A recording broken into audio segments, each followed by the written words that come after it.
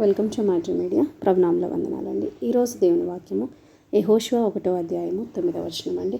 నేను నీకు ఆజ్ఞ ఇచ్చి ఉన్నాను కదా, నిబ్బరము కలిగి ధైర్యముగా ఉండుము, దిగులు పడకము, జడియకము. నీవు నడుచు మార్గం అంతట్లో నీ దేవుడైన యెహోవా నీకు తోడై ఉండును.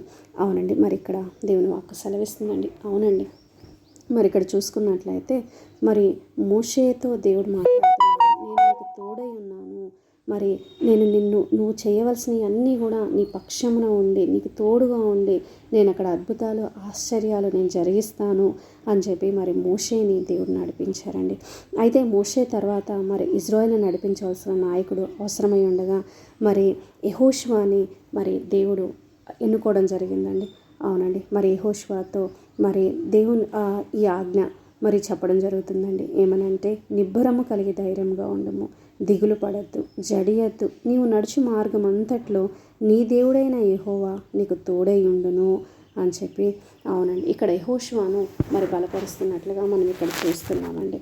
అవునండి, మరి ఇక్కడ నువ్వు అనుకుంటున్నావా నేను ఒంటరిగా ఉన్నాను, మరి ఏ విధంగా మరి పరిస్థితులన్నిటినీ నేను పరిష్కరించగలను, ఏ విధంగా వీటిని నేను మేనేజ్ చేయగలను, ఏ విధంగా నా కుటుంబాన్ని ముందుకు తీసుకెళ్ళగలను, ఏ విధంగా నా జాబ్లో నేను ముందుకెళ్ళగలను అని నువ్వు అనుకుంటున్నావేమో. కానీ మరి దేవుని వాక్కు సెలవిస్తుంది, నిబ్బరము కలిగి ధైర్యంగా ఉండము, దిగులు పడద్దు, జడియొద్దు. అవునండి, మరి మనలో కొంతమంది మరి అక్కడ కారణం ఏమీ లేకపోయినా చాలా దిగులు పడుతూ ఉంటాం, భయపడిపోతూ ఉంటాము. కానీ మరి దేవుని వాక్కు సెలవిస్తుందండి, మరి దేవుని బిడ్డలుగా మరి దేవుని బట్టి మనమే ధైర్యం తెచ్చుకోవాల్సిన వారిగా ఉన్నామండి. నీ శత్రువులతో యుద్ధం చేసేది ఎవరంటే దేవుడే నీ శత్రువులతో యుద్ధం చేస్తూ ఉంటారు. నువ్వు చేయాల్సిన అవసరం లేదు. అందుకే దేవుని వాక్కు సెలవిస్తుంది, నిబ్బరం కలిగి ధైర్యంగా ఉండు. నువ్వు ఏ పరిస్థితిని బట్టి నువ్వు భయపడిపోతున్నావో, దిగులు పడుతున్నావో, ఇది ఎలా జరిగిద్ది, ఇది ఎలా నేను ముందుకెళ్తాను అని నువ్వు అనుకుంటున్నావేమో, దిగులు పడద్దు, జడియద్దు.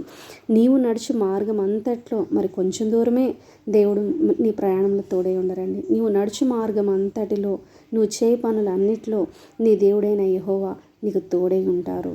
అవునండి, ఈ చిన్న వాక్యాన్ని బట్టి చిన్న ప్రార్థన చేసుకుందామండి.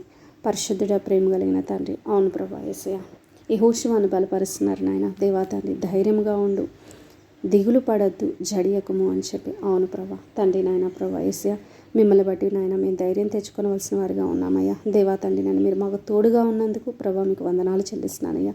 దేవా తండ్రి, నాయన ఎవరైతే వాక్యం వింటున్నారో దేవా, ఈరోజు వారి చేయ పనులన్నింటిలో కూడా నాయన ప్రభా మీరు తోడుగా ఉండండి నాయన ప్రభా, సహాయం దయచేయండి దేవా. వారి జాబ్స్లో, వారి బిజినెస్లో తండ్రి నాయన ప్రభా అన్నిట్లో కూడా ప్రభా మీరు తోడుగుని నడిపించండి.